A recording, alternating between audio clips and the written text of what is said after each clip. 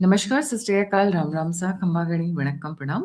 आप सभी का ऑल्टरनेट मीडिया में फिर से स्वागत है। हमारे साथ जुड़े हुए संदीप सिंह जी। अ, मीडिया एक अपनी चाहत के हिसाब से कुछ मुद्दों को उठाती है, कुछ मुद्दों को दबाती है। पर जब बात नेशनल सिक्योरिटी की हो, सेफ्टी की हो या देश के अंदर की जो एलिमेंट्स हैं उनके बारे में हो, तब ये जो छँटनी होती है ना, तब ये छँटनी अच्छी नहीं लगती है।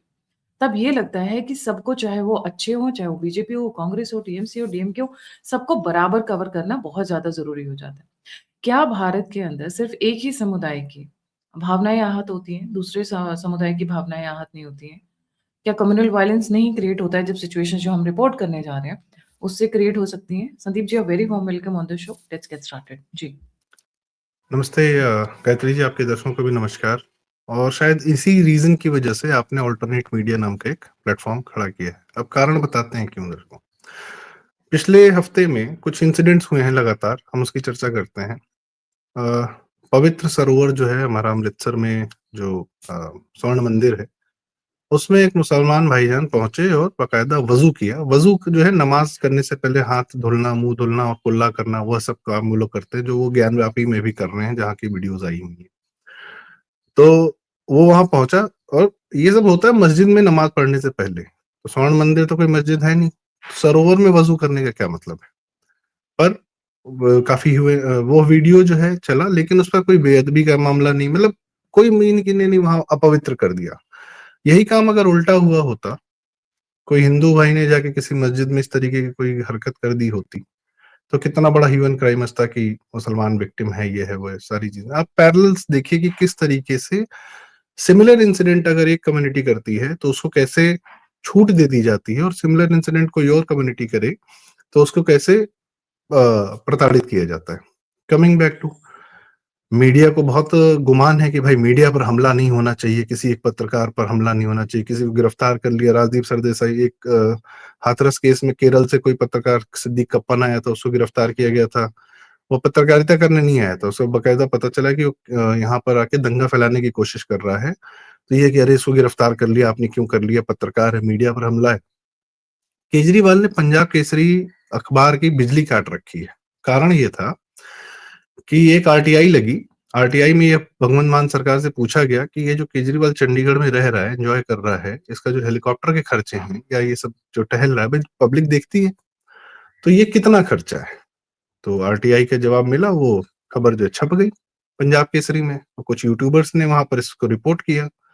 4 यूट्यूबर्स पे और कुछ मीडिया पर लोगों पे एफआईआर कर रखी है भगवंत मान सरकार ने, गिरफ्तार कर लिया है। और पंजाब केसरी जो भारत का इतना प्रतिष्ठित अखबार है, और है दिल्ली में भी उसके एडिशन आते हैं, हरियाणा में भी आते हैं, और पंजाब में तो आते ही आते हैं, उस अखबार की बिजली काट दी है। ये काम कब हुआ था आखिरी बार किसी अखबार की बिजली काटी गई हो? इमरजेंसी में संजय गांधी ने। कभी अभी आपने क्या मीडिया को कहते हुए सुना कि मीडिया पर हमला हो गया, इतना बड़ा हमला हो गया कि पूरे ग्रुप, एक पत्रकार पर नहीं, पूरे मीडिया हाउस पर यह हमला किया गया है? नहीं सुन रहे होंगे आप। क्यों नहीं सुन रहे हैं? क्योंकि यही वो क्या कहते हैं, सिलेक्टिवनेस है, कि इसको खुली छूट है और एक सरकार को, पंजाब सरकार को खुली छूट है, वो कुछ भी कर सकती है। हम उससे सवाल नहीं करेंगे, भगवंत मान से इस्तीफा नहीं मांगेंगे मीडिया पर हमले के नाम पर। चलिए, उन्होंने तो अखबार की बिजली काटी है, पश्चिम बंगाल को देखते हैं थोड़ा। ममता बनर्जी से कभी इस्तीफा नहीं मांगा जाता है। उनके कार्यकाल में क्या हो रहा है, ईडी से, सीबीआई से लड़ रही है, पूरा पश्चिम बंगाल बारूद के ढेर पे बैठा हुआ है, बम मिल रहे हैं, अराजकता का नंगा नाच हो रहा है। कल ही जो है तृणमूल कांग्रेस के लोग दौड़ा दौड़ा के भाजपा के कार्यकर्ताओं को पीट रहे थे, मार रहे हैं। कितने लोग की जान ले चुके हैं, जान लेकर पेड़ पे टांग चुके हैं। और ममता बनर्जी से इस्तीफा नहीं मांगा जाएगा जैसे मीडिया मांगती है। इस मीडिया ने इस्तीफा कब मांगा था, मैं आपको याद दिलाता हूँ। योगी आदित्यनाथ जी को मुख्यमंत्री बने हुए चंद महीने हुए थे 2017 में, अगस्त में। जापानीज इंसेफेलाइटिस का अटैक जो है, अटैक ही कह सकते हैं, क्योंकि वो बारिश के सीजन में एक अचानक से तेजी पकड़ता था।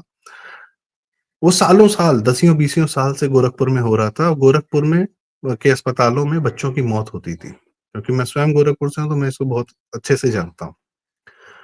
तो वो एज अ सांसद वो अपना कार्य कर रहे थे, और होता क्या था, आसपास के इलाकों में लोग बीमार होते थे, फिर उसके बाद जब इलाज के लिए जगह नहीं थी, अखिलेश शर्मा में हमको पता है, वहां तो बिजली भी नहीं होती थी, 12-12 घंटे बिजली कटी रहती थी।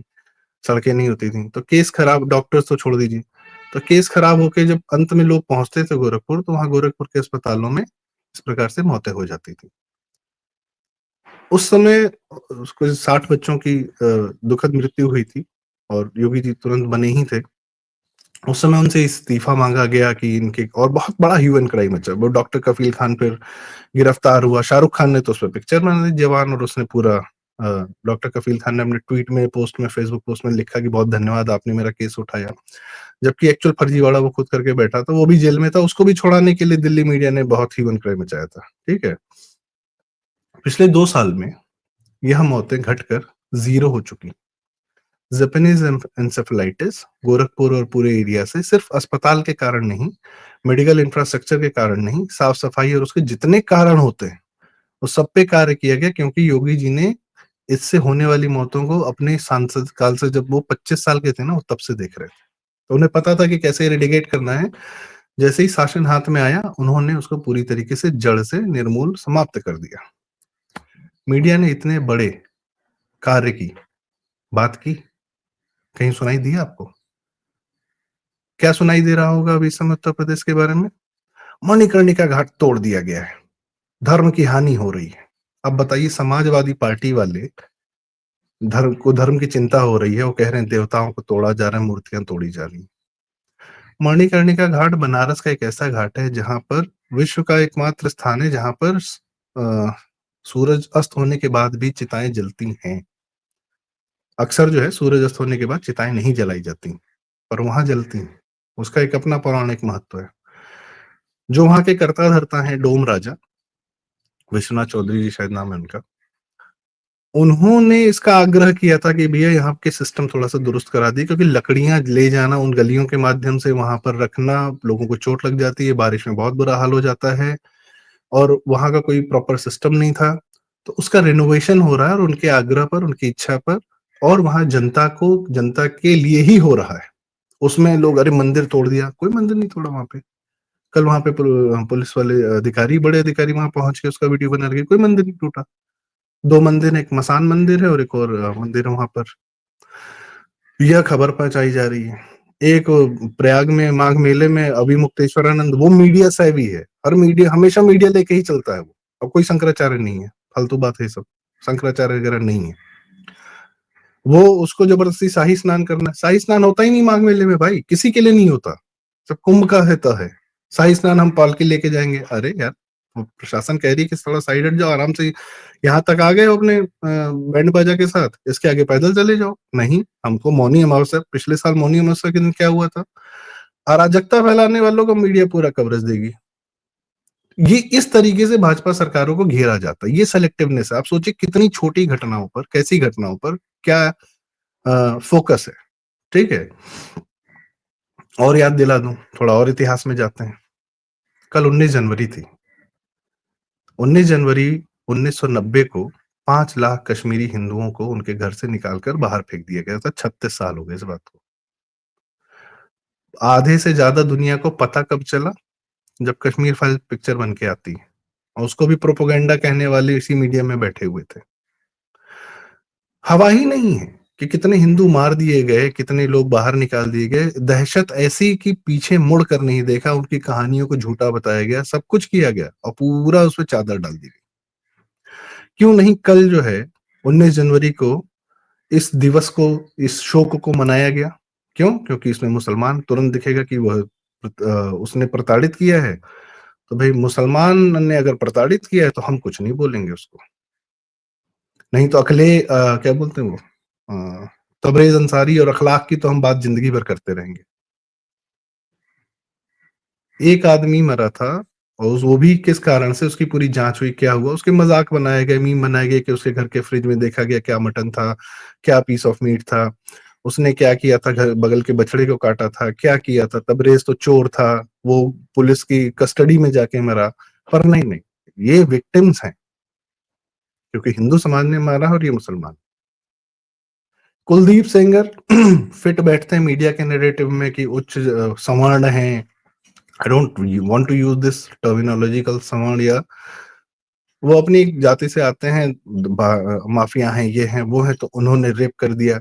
आधा अधूरा तथ्य लेके मीडिया कूद पड़ी, और जब से वो केस के पूरे फैक्ट सामने आए हैं, वो मीडिया से खबर गायब हो गई, मीडिया ने अपना काम कर दिया।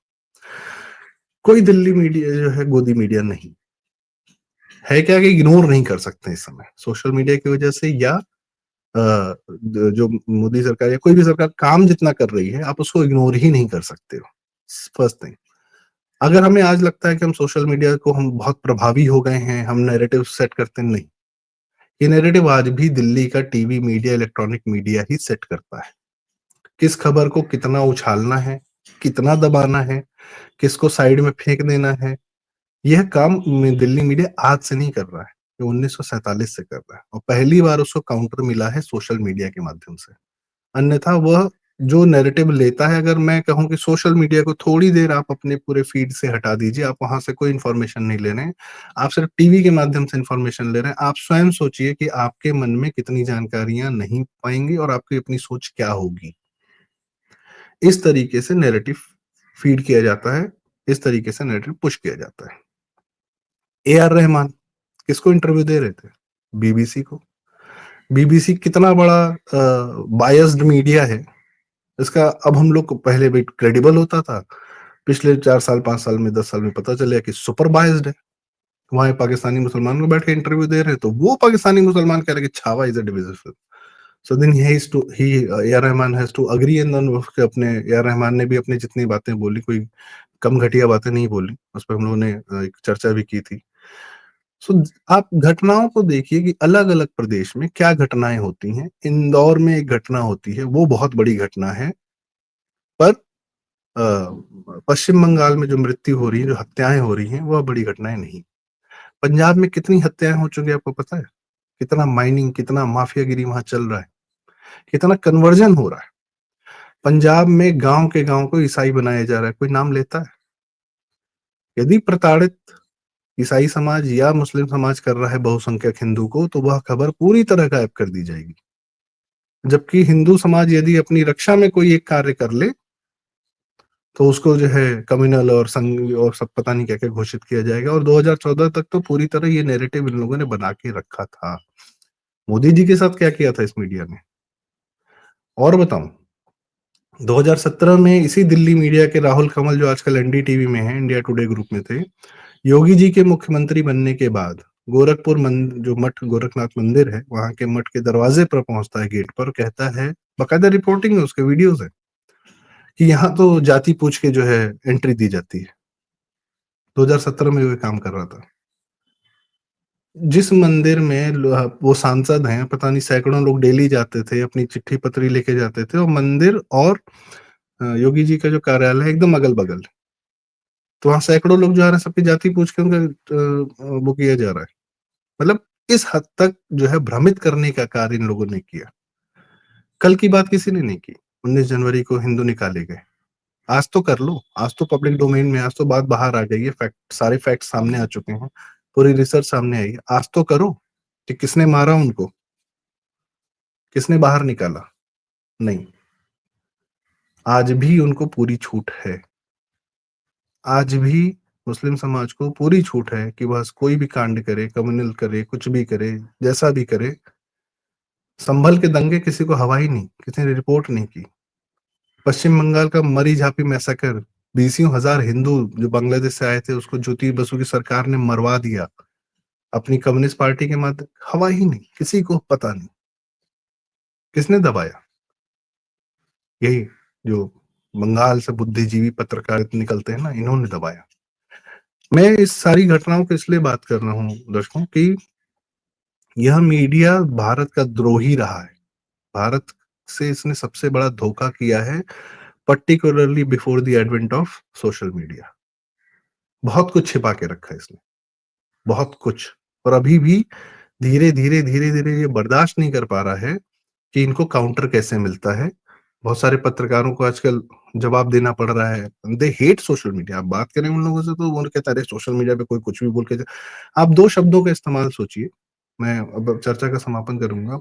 Trolls, anybody who asks questions from these people, चाहे अंग्रेजी में चाहे हिंदी में चाहे, उनको ट्रोल बोल दिया जाता है। हमको इनका जवाब नहीं देना है। आप सोचिए एक आखिरी बात, एक आखिरी सवाल बस।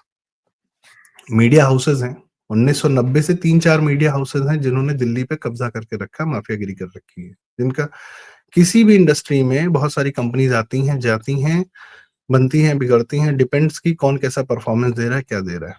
पर दिल्ली में 4 मीडिया हाउस ही सदैव, इंडिया टीवी है, इंडिया टुडे ग्रुप है, टाइम्स ऑफ इंडिया ग्रुप है, इन्हीं लोगों का वर्चस्व है।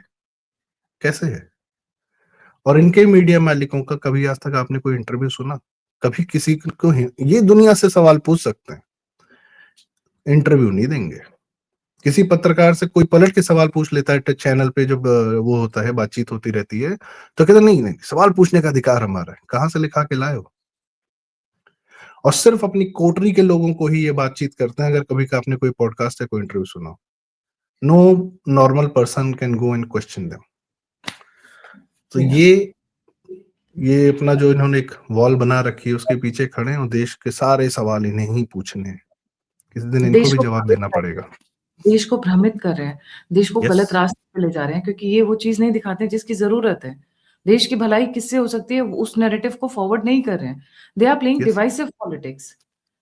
अभी आपने ये वजूहत बात की जो उस पे, अगर वही काम अगर वही काम आपने कहा कि वहाँ सरोवर में जाके उन्होंने वज़ू किया। अरविंद केजरीवाल के मुँह से छू तक नहीं निकली, या किसी मीडिया हाउस के मुँह से छू तक नहीं निकली। अभी ही किसी हिंदू ने गुरु ग्रंथ साहिब को हाथ लगा दिया होता, पीछे भी इंसिडेंसेस हुए हैं जहाँ पे मार बेअदबी तलवार से काट के चैप्टर क्लोज। पटक-पटक के, हाँ, पीट-पीट कर मारा है लोगों को। तो आप सेलेक्टिव नहीं हो सकते हो। और क्योंकि ये जो पॉइज़न है, देखिए जनता के बीच में और सरकार के बीच में या लीडर्स के बीच में जो सबसे बड़ा जेल है या सबसे बड़ा कनेक्ट है, वो है मीडिया। जब मीडिया ही गलत पूरा कर रही है, तो आप हाउ डू यू, मतलब वो कने बता ही गलत रही है, तो आप कैसे फिर करेंगे? रही सोशल मीडिया की बात संदीप जी, आई एग्री कि सोशल मीडिया के आने से बहुत चेंजेस हुए हैं। बट एक चीज़ और है जो रीसेंट डेवलपमेंट हो रही है। सोशल मीडिया में भी लोगों को खरीदा और बेचा जा रहा है। इट इज़ हैपनिंग, हमें पता है, आपको और मुझे सबको पता है। अभी जिसने मणिकर्णिका घाट पे सबसे पहला वीडियो निकाला है, जिसके मिलियन प्लस सब्सक्राइबर्स हैं, from the other side of the ideology, आप देख लीजिए। क्या ये सोशल मीडिया पे नहीं है? सोशल मीडिया पे भी वही करने की कोशिश कर रहे हैं, जो ये हमेशा से करते आए हैं। And unless and until government takes a note, क्योंकि ये आपके और हमारे छोटे जैसे लोगों की बस की बात नहीं है। ये जब तक गवर्नमेंट नोट नहीं लेगी कि मीडिया से क्या निकलना है, the media has to be controlled by the state at some of the other points. कहीं न कहीं वो कंट्रोल ज़रूरी है, एकदम खुला हाथ नहीं दे सकते हो आप। किस लेवल का कंट्रोल होना चाहिए, इस पे एक पॉलिसी और व्हाइट पेपर आना चाहिए, बहुत ज़रूरी है ये, कि आपको अपने देश को किस तरीके से दिखाना है। और ये कंट्रोल ना हो, रेगुलेशन हो कि एटलीस्ट इस दिल्ली कंट्रोल मीडिया के दिल में सम भारत तो हो।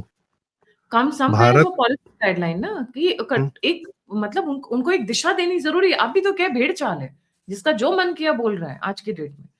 हम्म। जी। बस एक आखिरी बात कि लोग पूछते हैं समाधान क्या हो सकता है। मुझे इस दिल्ली मीडिया में भारत के प्रति इसका कोई मोह हो, भारत के प्रति कोई लगाव हो, नहीं दिखता है। ये लोग भले ही ठीक है, बहुत सारी बातें करते हैं, बहुत सारी कन्वर्सेशन नैरेटिव्स करते हो, पर हाँ, क्या सत्ता बदलने से इनका चरित्र नहीं बदलेगा? क्या ये फिर भी भारत की बात करेंगे? और क्या ये अभी भी भारत की बात कर रहे हैं? भारत के लिए कर रहे हैं? जो भी काम ये कर रहे हैं, सब हम आप जो भी काम करते हैं, दिन भर में जो भी काम करते हैं, दर्शक भी जो भी काम करते हैं, we all contribute to the nation, and that's where फिर हमको नेशन से भी वापस मिलता है। जी।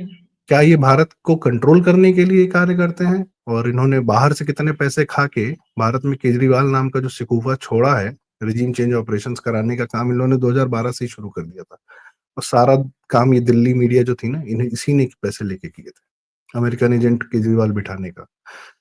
तो ये एक बहुत बड़ा, और आज भी उसको खुली छूट है। मेरी समस्या ये है कि उसको आज भी खुली छूट है केजरीवाल को। दिल्ली के पता है, पॉल्यूशन पे बात होती है तो पंजाब के सीएम की बात क्यों नहीं होगी? केजरीवाल की बात क्यों नहीं होगी जो बैठ के खेतों में आग लगवा रहे हैं? Nobody talks. एडिट आउट कर देना इन लोग का काम है। आज भी इनके दिल में भारत नहीं दिख रहा है, यह तय है। दिल में भारत होना चाहिए, दिल दिमाग, इनको भारत की ही लाइन लेनी चाहिए। और किसी चीज, इस पार्टी उस पार्टी किसी की लाइन मत लो, भारत की तो लाइन लो। बस यही कहना। जी। जी, thank you so much Sandeep ji for joining. जाने से पहले सभी व्यूअर्स से रिक्वेस्ट है 14-15 मार्च की डेट की अनाउंसमेंट अभी बहुत जल्दी होने वाली है, तो स्टे ट्यून्ड। आपको बाकी के डिटेल्स बहुत जल्दी मिलने वाले हैं। कॉन्फ्रेंस के लिए registrations will open some time later, about a week later, अभी नहीं। सो लाइक, सब्सक्राइब और शेयर करना ना भूलें। अगर आप मेरी सहायता करना चाहते हैं, मदद करना चाहते हैं, तो दिए हुए नंबर पर और यूपीआई पे आप मुझे मदद कर सकते हैं। आप मुझसे जुड़ना चाहते हैं तो सभी के सभी लिंक्स डिस्क्रिप्शन बॉक्स में। इसी के साथ जय हिंद, जय श्री राम, हर हर महादेव। हर हर महादेव।